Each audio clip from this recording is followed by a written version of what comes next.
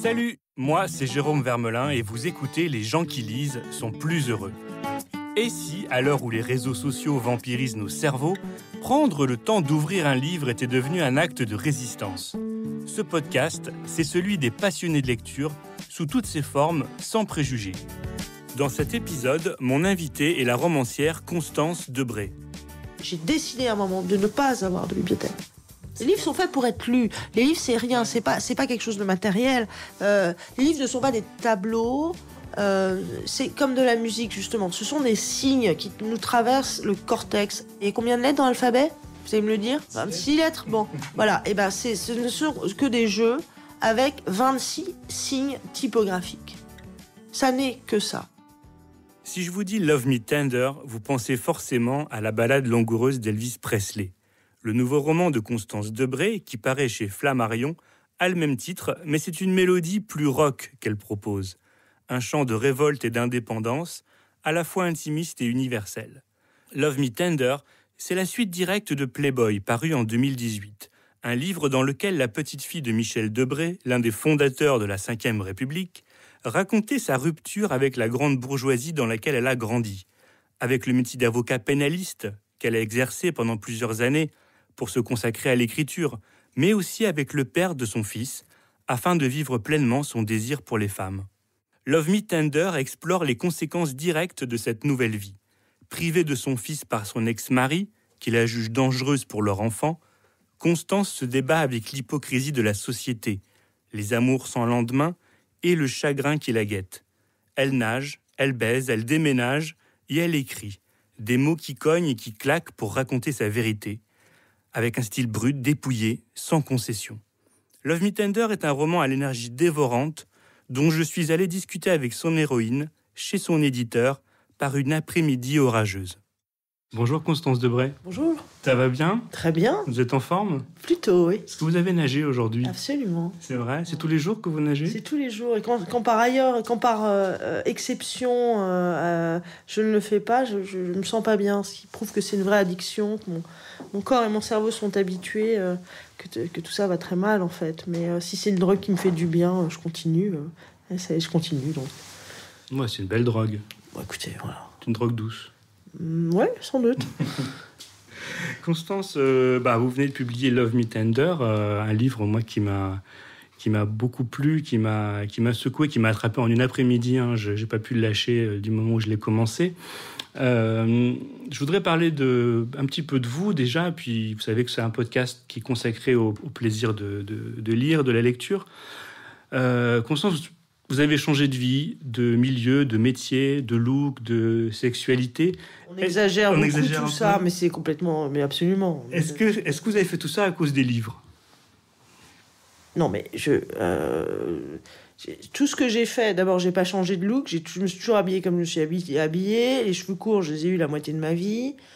Voilà, donc ça, c'est une sorte de fantasme. On imagine une meuf en tailleur Chanel qui va finir en doc et tatouée. C'est faux. Alors, j'ai accusé un peu des trucs, mais et quant à ma vie, oui, j'ai jamais eu des grands appartes, une vie très rangée. Oui, j'étais vaguement avocat et avec un mec et voilà, c'était un peu plus dans les clous, mais on exagère des clichés comme ça. Mais oui, bien sûr que j'ai fait ça pour. Ce que j'ai fait, c'est que tout ce que je peux dire, c'est qu'à un moment, je me suis mise à plus avoir envie d'être dans un bureau et ce qui a toujours été dur. Je pense que ça l'est pour tout le monde. Moi, ça l'était. Même si j'ai une période où j'étais avocat pénaliste, il y avait quand même un truc assez bien, que j'ai aimé, mais oui, écrire, c'est quand même une des activités humaines les plus intéressantes qui soit. Donc ça, ouais, bien sûr, c'est le truc le plus important. Que par ailleurs, ça s'accompagne d'une plus grande liberté dans l'organisation de ces journées, ce n'est pas quelque chose pour me déplaire. Est-ce que quand vous étiez plus jeune, ou même avant ce changement, est-ce qu'il y avait des livres qui vous murmuraient à l'oreille comme ça tout bas vas-y, sois forte, assume ce que tu as envie de faire, ce que tu as envie d'être. Est-ce qu'il y a des livres qui vous ont amené à Je pense que les livres, tout ce qu'on lit, à commencer par les livres qu'on lit quand on est enfant. Qu'est-ce qu'on lit quand on est enfant? Des livres ou des BD, ou même des dessins animés qui racontent l'histoire d'un héros qui va à l'aventure. Bon, moi je suis peut-être restée bloquée à ce stade-là. En fait, je cherche pas autre chose depuis toujours, même si j'ai pas j'ai du mal à le trouver, mais qu'être un héros qui va à l'aventure, en fait.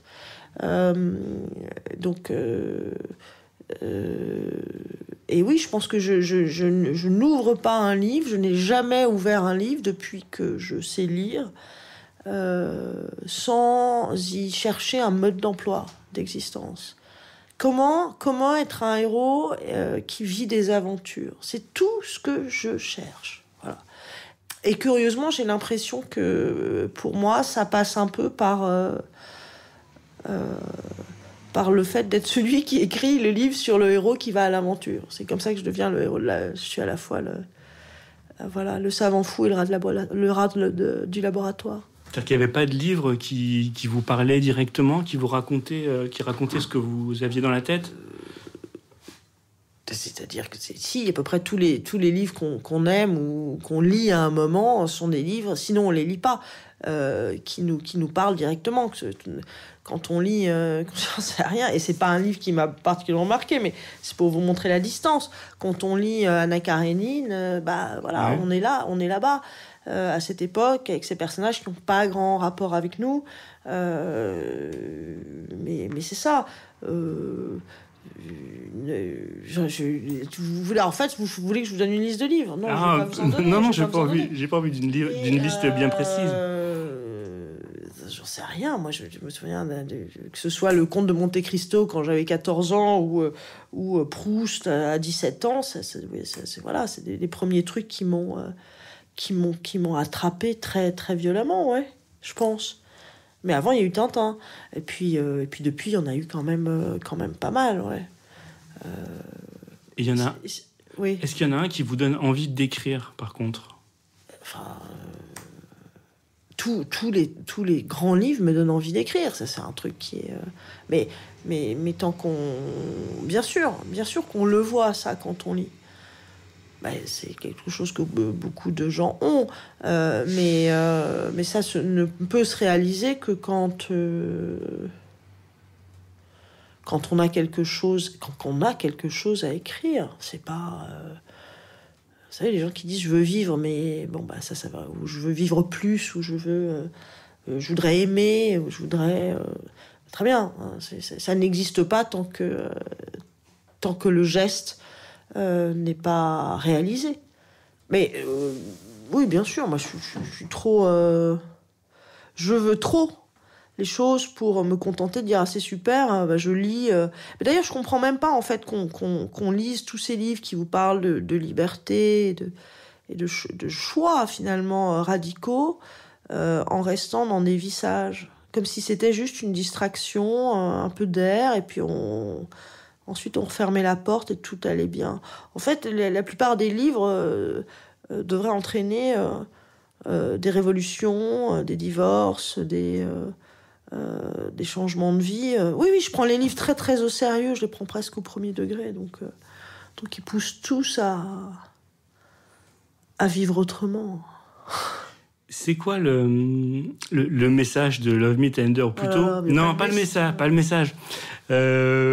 Enfin bon, ça pourrait être un message. Non, moi ce que j'ai envie de savoir, c'est qu'est-ce que vous aviez envie de transmettre au lecteur avec Love Me Tender. Moi, je vous dirai après ce que ça m'a fait ressentir, ce que ça m'a donné. Mais est-ce que vous aviez envie de faire sentir un truc au lecteur?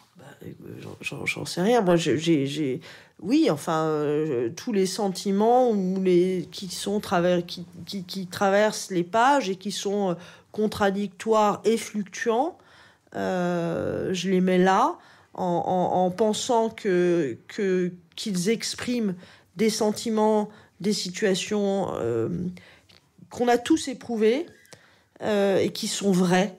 Ça, c'est vrai. Des choses vraies. Je sens quand j'écris, et ça peut être encore une fois des choses très, très opposées.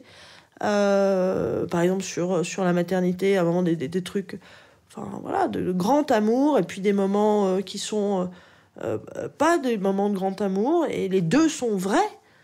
Par exemple, mais c'est pas la question de la maternité, c'est pas qu'il n'y a pas que ça. J'espère juste qu'à ces moments-là, quand le lecteur lit mes phrases, lui aussi va se dire ah oui, mais même de façon confuse, ah oui, ça c'est vrai, que lui aussi ça cogne à un endroit du cerveau, Ouais. oui, ça c'est vrai. Il n'y a pas de message. Parce que ça n'existe pas, les livres qui... Ou alors, à mon avis, ils sont ratés, en fait, les livres qui ont un message. Parce que si la littérature nous intéresse tous, c'est parce qu'elle nous dit ce qu'il y a de confus dans nos existences. En fait, c'est une sorte de gros bordel, ce qu'on est nous-mêmes et la vie. Voilà.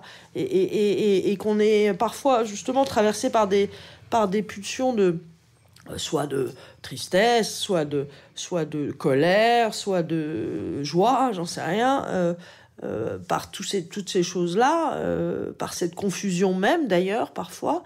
Oui, c'est peut-être quelque chose qui doit être dit à un moment. Il faut dire que comme maintenant ça va pas toujours très bien en fait dans toute cette vie bizarre qu'on mène. Voilà. Et peut-être que d'ailleurs c'est pas grave, c'est même quelque chose de joyeux que ça n'aille pas si bien. Mais non, il n'y a pas de message. Alors moi, ce que j'ai ressenti, en tout cas, c'est que malgré tout, alors ce livre, il parle un petit peu de votre vie après Playboy, après la sortie du livre, son succès, son retentissement public et dans la sphère privée. Et on imagine, on comprend on sent qu'il y a eu de l'incompréhension, de la souffrance, de la révolte autour de vous. Vous avez dû encaisser certaines choses.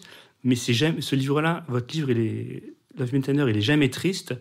C'est un livre le livre de quelqu'un qui reste forte, qui reste droite et qui va toujours de l'avant.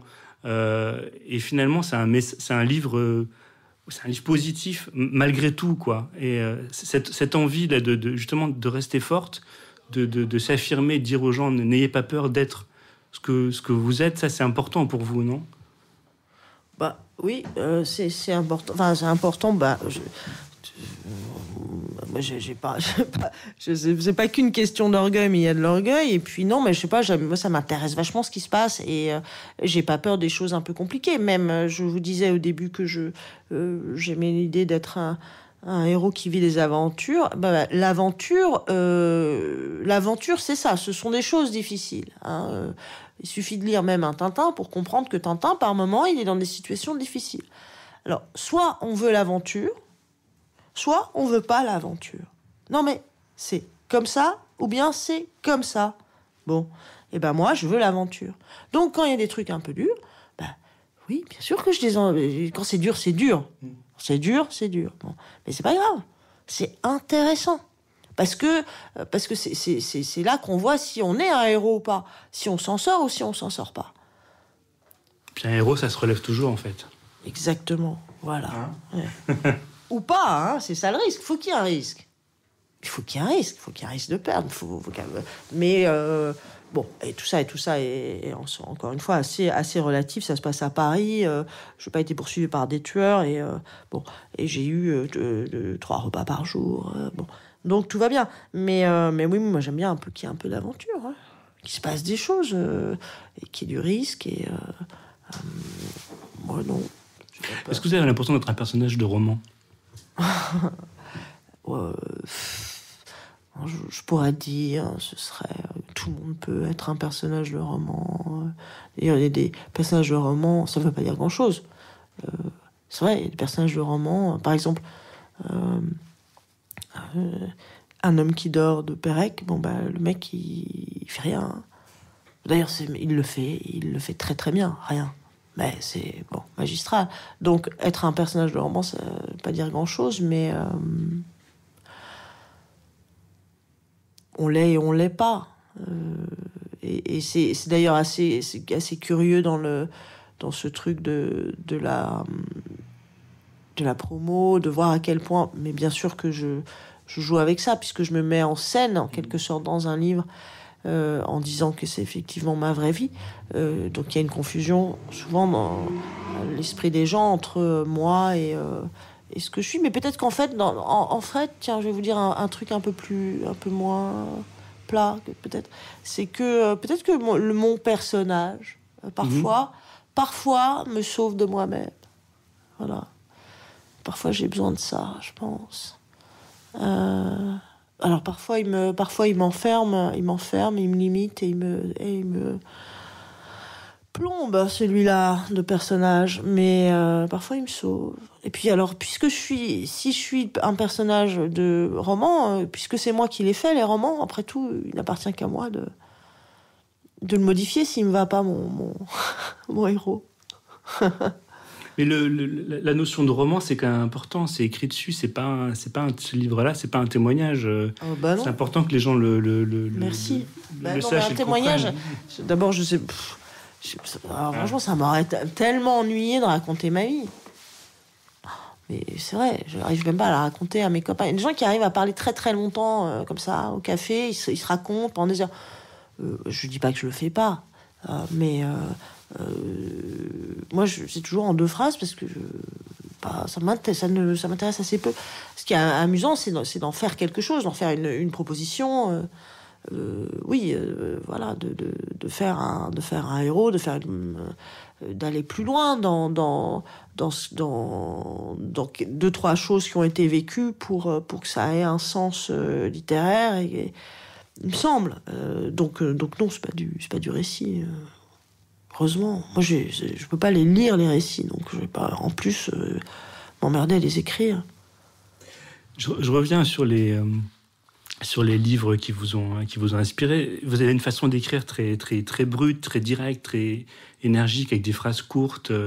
Ce style, est-ce que vous l'avez fabriqué est-ce que vous l'avez fait évoluer au fil du temps? Est-ce qu'il est venu comme ça un jour? Non, mais rien ne vient comme ça, en fait. La façon de marcher, elle ne vient pas comme ça. La façon de s'habiller, elle ne vient pas comme ça. Rien ne vient comme ça. Je ne dis pas qu'il n'y a pas de naturel. Tout n'est pas calculé. Mais bien sûr que ce sont des décisions esthétiques, en quelque sorte. Et qui sont le fruit de réflexions et de beaucoup de livres qu'on a lus, et de notre goût aussi, voilà, de ce qu'on aime et de ce qu'on pense. Et quand je dis le goût, ça ne veut pas dire je préfère le rouge au bleu, etc. Je pense que tout ne se vaut pas, et c'est pas du tout chacun ses goûts. Et donc, mais à un moment, on prend des décisions. Et je pense qu'il faut surtout pas faire du joli, que le beau est à l'opposé du joli, et que donc il y a ce choix-là, que la langue écrite doit être la plus légère possible pour permettre d'accéder au sens, aux émotions. Donc elle doit, à mon sens, en tout cas celle que je pratique, elle doit pas être trop éloignée de l'oral, même si c'est complètement travaillé, donc du coup on y réfléchit beaucoup. Moi, je pense 98% de mon temps d'écriture, il est consacré à relire et à corriger ce que j'ai. Relire, réécrire. Ouais. Ah bah oui. Donc c'est ça. Il faut que ce soit pas trop appuyé, mais que ça saisisse, suffisamment léger pour que le lecteur ne s'arrête pas à la phrase, mais passe à travers. Voilà, enfin, c'est un peu ça. J'aurais dit que vous étiez un personnage rock, mais je crois que vous écoutez pas mal de rap. En vrai, j'écoute quand même beaucoup plus de rock. Que de rap? Beaucoup plus, oui. Il y a des choses que j'aime beaucoup dans le rap parce que, d'abord, la langue, il y a tout un univers, bien sûr. Mais non, ma culture musicale, elle est classique et rock, voilà, en vrai. Donc il n'y a pas une influence du rap sur votre façon d'écrire? Un peu quand même, non? En tout cas, je m'y retrouve, oui, dans le rap pour ça. Ouais, je pense. Vous écoutez qui comme rappeur? Moi, j'écoute les vieux des années 90, de la côte Est essentiellement, quand même. Ouais. Donc plutôt américain que français? Oui, même s'il y a de très beaux textes en français, mais... non, je sais pas, moi, j'aurais pas pareil. Mais vraiment, alors là, encore une fois, pas forcément là que je suis le plus cultivée, mais j'aime toujours MTM, quoi. C'est vrai, il y a des trucs vraiment super classiques, quoi. Non, alors il y a une petite Kate Tempest que je trouve absolument qui me charme beaucoup, qui m'intéresse beaucoup en ce moment. Voilà. Ouais, Kate Tempest, ouais, elle est super. Elle est chouette, ouais. Constance, à tous mes invités, je fais passer un petit test de c'est pas de la philo, hein, mais vous savez que le podcast s'intitule « Les gens qui lisent sont plus heureux ». Je veux savoir si vous êtes d'accord avec ce que j'énonce dans le titre de mon programme. Est-ce que les gens qui lisent sont plus heureux, Constance Debray ? Non, je pense pas, j'en sais rien. Je pense pas que la question du bonheur m'intéresse. Ne m'intéresse pas. Je pense que je sais pas. Avoir une belle vie. Non, il faut. Je dis plutôt des préoccupations, disons, morales, de liberté, d'intelligence. Je pense que ce qu'on doit être, c'est une vraie question. Ce qu'on doit être. Mais être heureux, tant mieux si on l'est. Et je pense que si on est à sa bonne place, on peut l'être un peu plus facilement, mais c'est pas le but. Enfin, c'est pas le but. Le but n'étant pas non plus d'être malheureux. Hein. Je pense que si on est malheureux, c'est que c'est le signe d'autre chose. C'est le signe qu'on n'est pas à la bonne place. En revanche, peut-être que la lecture rend plus intelligent, rend plus et plus intelligent, ça veut dire plus moral, et ça veut dire plus libre, ça veut dire capable de se décentrer, de s'oublier, d'être à d'autres places. Et oui, ça oui, plus heureux. Je ne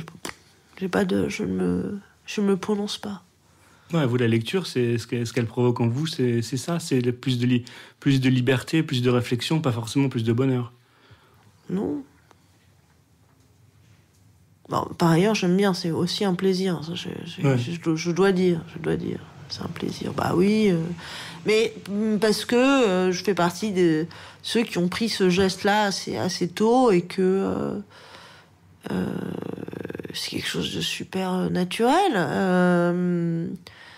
Et de s'absenter du monde, ou d'aller réfléchir, ou d'aller éprouver des émotions très très très violentes, de se confronter d'essayer d'aiguiser ce qu'on pense en ouvrant un livre. Ça, c'est quelque chose que j'ai toujours beaucoup fait. Et d'ailleurs, je m'aperçois que parfois je me dis, on m'a parlé de telle série ou de tel film qu'il faudrait que j'aille voir, que je regarde, machin. J'ai du mal à le faire parce que mon réflexe, c'est le livre. Parfois, je me dis, il faut que je regarde cette série comme si c'était un boulot à faire, en fait. Contre le livre. C'est-à-dire que le livre, c'est un peu, c'est une seconde nature, c'est charnel. C'est pas charnel, mais d'ailleurs, il m'arrive aussi de pas lire, ou de pas savoir trop quoi lire, et j'ouvre des livres 2 heures, et puis et où j'ai pas grand-chose. C'est pas tout me passionne pas. J'y passe pas forcément 5 heures par jour. Ça dépend, c'est par période aussi. Dans le livre et dans la vraie vie, je pense que vous avez pas mal déménagé ces dernières années. Ouais. Est-ce que forcément on est obligé de laisser les livres derrière soi ? Ah, mais c'est super important. Ça, c'est même pas forcément. Je pense que je l'ai fait à la fois par nécessité, par plaisir, et que parce que se débarrasser franchement des affaires, des objets, de 3 assiettes, 2 fauteuils, ça, qu'est-ce qu'on en a à foutre, hein, je veux dire. On va même pas parler de ça, même pas. En revanche, se débarrasser des livres, ça, c'est vachement plus intéressant. Moi, j'ai décidé à un moment de ne pas avoir de bibliothèque, parce que je pense que c'est beaucoup plus intéressant comme ça. C'est plus contre-intuitif, on va dire. Je pense pas que la possession des livres dise quoi que ce soit de soi, que ça nous aide à quoi que ce soit. Les livres, c'est quelque chose d'extrêmement lourd, matériellement et donc symboliquement, et que l'idée de ne pas avoir de livres, moi, c'est quelque chose auquel j'essaye de me tenir. Effectivement, j'ai tout vidé il y a quelques années, et bien sûr qu'il me manque, hein. Ouais. Et les livres, ça rentre, puisque je lis, Mais j'essaye de m'y tenir. Et donc, quand je vois les piles monter ou s'accumuler, je refais un tri et je les revends, jette, donne. Vraiment, j'y tiens. J'y tiens pour plein de raisons. Parce qu'en fait, on n'en a pas besoin. En fait. Quand ils sont pas là, on s'aperçoit qu'on n'en a pas besoin. Je pense qu'il faut plus compter sur ce qui est à l'intérieur de soi qu'autour. Ça veut dire quoi? C'est-à-dire que quand on fait des piles de livres autour de soi, même des piles de disques ou d'autres biens culturels, ça veut dire qu'on est en train de s'encrouter, en train de... Ça veut dire rien, ça veut dire et alors, en fait, qu'ils soient là ou pas là, il se passe rien. Hein. Il se passe rien, c'est juste à prendre la place, à prendre la poussière. On n'est pas plus intelligent, peut-être de les avoir lus et qu'ils soient... parce qu'en fait, on se dit, on les laisse, on va les relire, on va les ouvrir. Parfois oui, parfois non. Ce qui est important, c'est les trucs qui ont traversé notre cerveau et qui restent et qu'on oublie d'ailleurs beaucoup. Et c'est très... on les oublie, heureusement qu'on les oublie. Et puis par ailleurs, moi, je tiens à ce truc de tout tenir dans 2 sacs et pour me dire que je peux partir demain, que je peux faire plein de choses. C'est important. Et même pour écrire, je pense qu'on écrit mieux sans rien et qu'on vit mieux sans rien. Enfin, en tout cas, moi, comme ça, je préfère me situer comme ça. Ça m'empêche pas de lire, de m'enthousiasmer pour tel livre. Et en fait, on a ce truc, on lit un livre comme ça qui vous dit « Ah, c'est formidable, ce livre, ça y est, c'est mon livre. » Vous voyez, c'est un truc qu'on peut avoir... on a tous ça. qu'on peut avoir très souvent. Hein. Par moments, pas du tout, pendant des mois. Puis tout d'un coup, on dit « Quoi, ce livre, mais je l'avais pas lu, mais c'est extraordinaire, ça y est, c'est mon livre. » En fait, qu'est-ce qui se passe si après on le jette? Parce qu'au début, on est attaché, on trouve que chaque page, enfin pas chaque page, mais c'est un certain nombre de pages.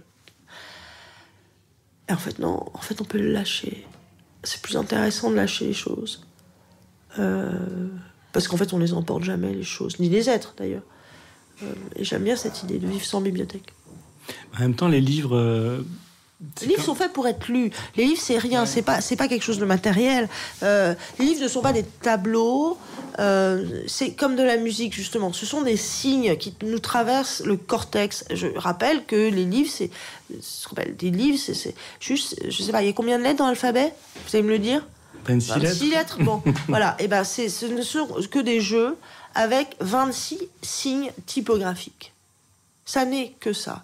Des signes qui, agencés d'une certaine manière, font des sons dans la tête, des images, des idées.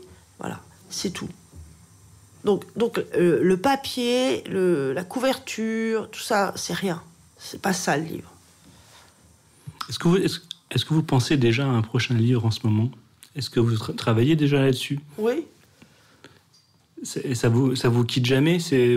Finalement, vous avez à peine terminé le précédent, que vous étiez déjà sur le suivant? Moi, en vrai, j'ai besoin de travailler, moi. J'ai besoin de faire marcher mon cerveau et mon corps. Et le corps, j'ai trouvé... j'ai besoin de faire du sport. C'est ça, hein, c'est la question de l'usage de soi. C'est peut-être névrotique, mais moi, je suis pas du tout dans un truc hédoniste de vacances. Je déteste par exemple les vacances, je déteste le travail, la forme classique du travail, mais j'ai besoin de travailler, et quand je le fais pas, je me sens coupable. Enfin, j'ai tous ces trucs-là. Je suis pas si libre qu'on croit. Mais donc oui, bien sûr, je suis... Dès que j'ai fini mon livre... Dès que je finis un livre en me disant je passe mon temps à me dire est-ce que je vais trouver le livre, je crois que j'ai trouvé le livre, j'ai hâte d'avoir fini le livre, ça va être formidable. Et puis une fois qu'il est fini, je me dis c'est cool, en fait je vais pouvoir me reposer, me passer à autre chose, profiter un peu de... Bon, et 24 heures passent et je suis là, mais qu'est-ce que je vais écrire, et c'est reparti. Mais c'est pas comme je suis pas reparti c'est pas la muse qui me tape derrière l'épaule et qui me met à l'ordinateur et qui me souffle des trucs. Non, c'est là, je cherche le livre. Voilà, donc j'essaye de travailler, oui, à un prochain livre. Est-ce que vous pourriez, dans votre vie d'avocate, vous avez défendu toutes sortes de gens, des criminels, des gens. Est-ce que vous pourriez écrire des polars? Est-ce que ça vous amuserait? Pas du tout. Non. Pourquoi? J'ai pas le talent. Moi, j'aime les lire, les polars. À une époque, j'aimais beaucoup ça. Je lisais beaucoup.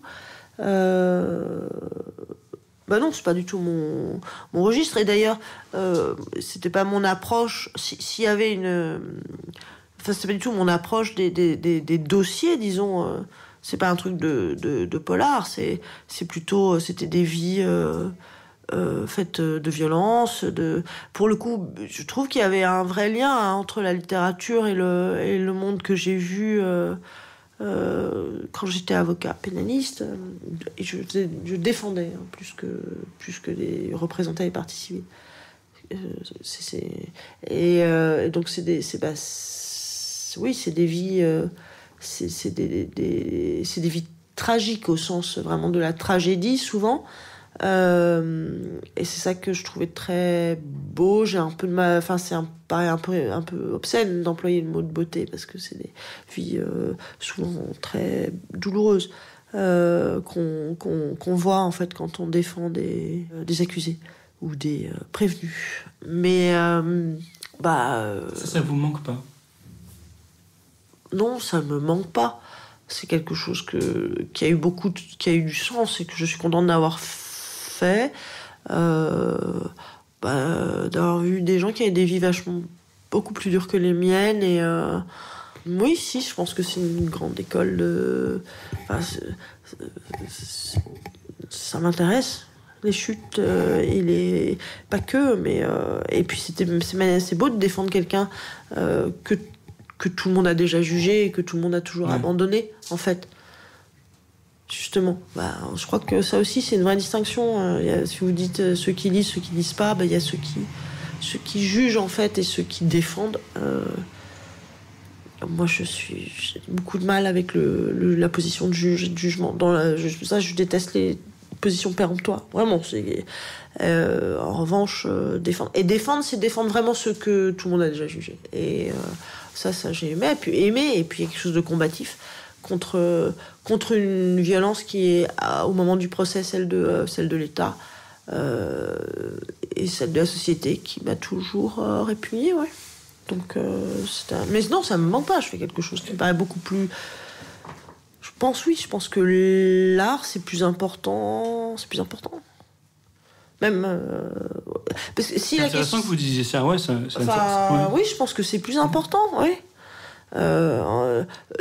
Puisque la question c'est quand même toujours celle de la liberté et que ce soit c'est ça qu'on défend quand on est avocat, on défend la liberté vraiment fondamentalement de l'individu contre la société qui par position veut la contraindre. C'est une position, ce sont des rôles.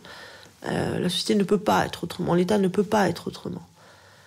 Et donc on défend la liberté quand on est avocat.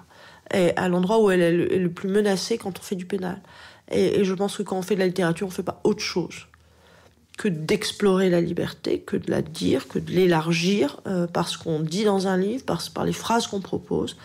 Et je pense que c'est l'espace de la littérature, pour qui aime la liberté, est bien plus grand. Et même, pardon d'employer un mot un peu désuet, noble, qu'un prétoire. Sur un autre... Enfin, je dis pas ça. En tout cas, pour moi, oui, pour moi. Je voulais revenir sur un autre aspect de ce que vous écrivez. Alors, je me rends compte qu'en fait, on est chez Flammarion, votre éditeur. On est dans le bureau où j'ai interviewé l'écrivain américain James Frey, qui a écrit Katrina. Et ça me fait penser à la dimension sensuelle, sexuelle de votre écriture. Avec lui, je parlais de quelque chose que j'aimerais parler avec vous. C'est sur comment on écrit la sensualité, la sexualité.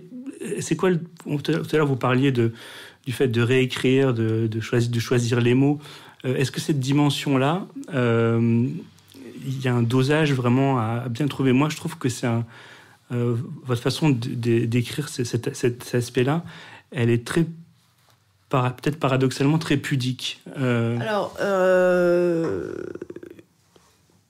fait, il y a très très peu de scènes sexuelles, il n'y en a quasiment pas, c'est pas du tout quelque chose qui soit évoqué. Enfin, si, c'est évoqué par moment, En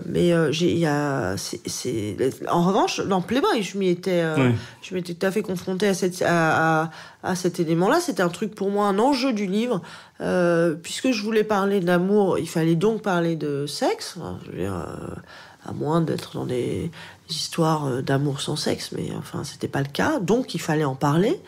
Sans que ce soit une transgression, il fallait donc en parler. Et en parler vraiment. Donc ça, c'était dans Playboy. Dans Love Me Tender, c'est pas du tout le sujet. Donc il y a peut-être comme ça une scène de mémoire, ou peut-être que sont évoqués 2-3 gestes, mais c'est pas que c'est pudique, c'est que c'est pas le sujet de ce livre, et qu'il y en a pas dans le livre en fait des scènes de cul. Quand j'écrivais, quand je me suis posé ces questions-là, je me disais qu'il fallait essayer de décrire le plus simplement possible. Qu'est-ce qui se passe ? C'est tout. Qu'est-ce qui se passe ? De toute façon, je comprends pas. D'un certain point de vue, on parle tous de sexe, voilà, il y a plus, soi-disant, il y a plus de tabou. Et en réalité, quand on en parle, même quand on le voit au cinéma, c'est quand même une grosse blague, pardon. Ça ne... Pour le coup, généralement, c'est soit vague, soit imprécis, soit des représentations qui ont... On voit souvent le début et la fin. Oui, non, puis je sais pas, enfin, c'est pas comme ça que ça se passe. Ou alors moi, j'ai pas du tout la même sexualité que les gens au cinéma, en fait. Mais je trouve ça ridicule. Pourquoi est-ce puisqu'on peut raconter tout ce qui se passe, en principe, pourquoi est-ce la sexualité, on pourrait pas juste décrire, en fait, ce qui se passe ? Qu'est-ce qui se passe ? Qu'est-ce qu'on fait ? C'est quoi les gestes ? C'est tout. Moi, c'est aussi simple que ça. Et pour vous, il y a encore énormément de tabous, y compris dans la littérature ? Sexuel, vous voulez dire ? Ouais. J'en sais rien. Ce que je constate, c'est que... c'est qu'on est en tout cas à une époque où il y a beaucoup moins de sexualité... qu'à une certaine époque dans la littérature, ça c'est sûr. Bon, voilà. Et moi, je suis quand même très frappée. C'est souvent une porte d'entrée. C'est-à-dire que j'y pensais l'autre jour. Je pense à toute une génération d'écrivains qui sont entrés et ont changé la littérature française dans les années 2000, en gros. Par exemple, vous prenez... c'est pas par exemple, c'est cette génération, je pense à Dustan, Despentes, Angot, il y en a un certain nombre. Bon. Qui ont commencé, qui ont fait péter la baraque, sont entrés en littérature, généralement en disant « moi je », et « moi je baise », en fait. Voilà. Et donc, je pense que l'écriture du jeu, qui est déjà en fait plus transgressive, enfin plus osée, plus audacieuse. Je dis pas ça pour moi, hein, mais c'est autre chose que d'entrer en littérature par une forme de roman classique avec des personnages et une histoire. Moi je baise, voilà. Ça c'est un truc, un mouvement, je pense très frappant et très classique. Et on voit plus trop ça, hein, ça c'est sûr. Et comment vous l'expliquez, ça ? Je pense pas qu'on soit une grande période de... Oui, je pense qu'il y a une période finalement assez puritaine. Et paradoxalement, le sexe, il s'est déplacé sur Internet. On peut voir tout ce qui est possible et imaginable. Oui, mais c'est vrai qu'on voit les choses. Et puis d'abord, je sais pas si on voit ce qu'on voit sur Internet soit toujours très... représentatif, soit qu'on aille très loin dans ce qu'on voit, je veux dire. Enfin, ça peut être très trash sans que ça dise grand-chose.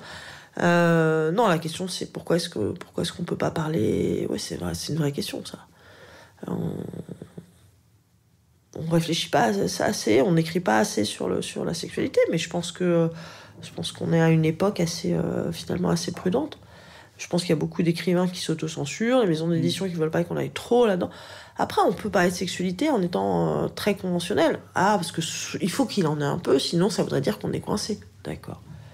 Mais bien dans les clous. Et pas trop. Voilà. Vous savez, j'ai un ami qui est du Sud qui dit on peut boire trop, mais on peut pas boire trop. Voilà. Et je crois que c'est ça. On peut avoir trop de sexe, mais pas trop de sexe quand même. Voilà. Et les livres... Et puis il faudrait que ce soit du sexe bien propre, bien comme il faut. Les livres, il faut en lire un peu, beaucoup, trop. On n'en lit jamais assez trop. Non, on peut très bien ne pas lire par moment, je pense. Ouais. Non, faut lire des livres intelligents et les lire avec intelligence. Et il faut lire quand on en a besoin. C'est pas parce qu'on lit beaucoup qu'on peut lire beaucoup et rester con aussi. Enfin, je veux dire, voilà. Non, mais c'est vrai. Ouais. Et on peut ne pas lire et être smart et futé. Puis lire, ça dépend ce qu'on lit aussi. Mais comment on lit. Mais non, faut pas se sentir obligé de lire tout le temps, je pense. Vous lisez, vous, en ce moment, un peu, beaucoup, Constance ? Alors là, je lis un peu. Je lis un peu. Parce que quand j'essaye d'écrire, j'essaye de pas trop lire non plus. Enfin, je sais pas que j'essaye, c'est que j'essaye d'ouvrir l'ordinateur et je suis... dans un état en ce moment un peu chaotique, mais quand j'ouvre l'ordi, mais du coup, ça prend du temps d'ouvrir l'ordi. Mais sinon, je lis, oui, un peu.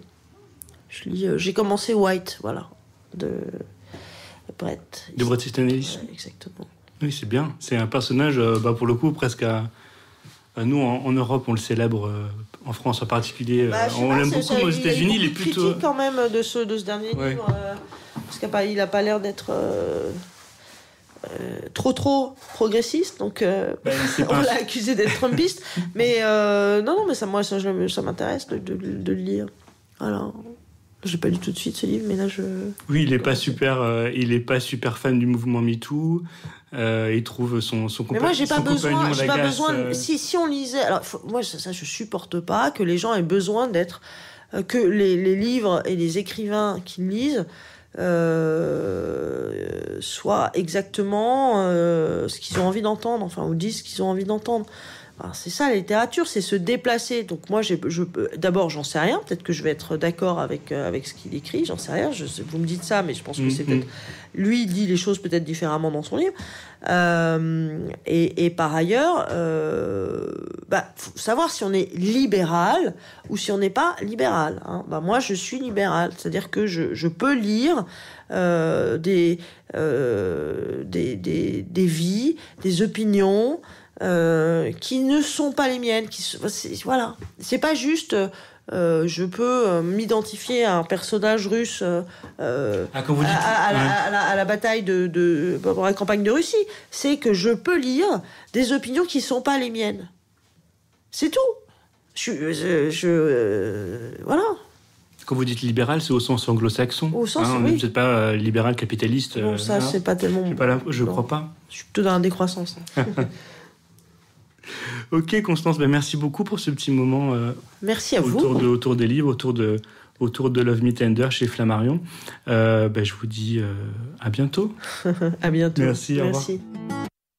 C'est la fin de cet épisode. Je vous invite à le liker, à le partager et tout simplement à en parler avec d'autres passionnés de lecture comme vous.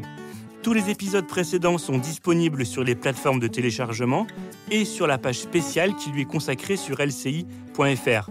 Les gens qui lisent sont plus heureux, c'est aussi un compte Instagram où vous pouvez retrouver les coulisses de chaque épisode. Je vous dis à bientôt et bonne lecture.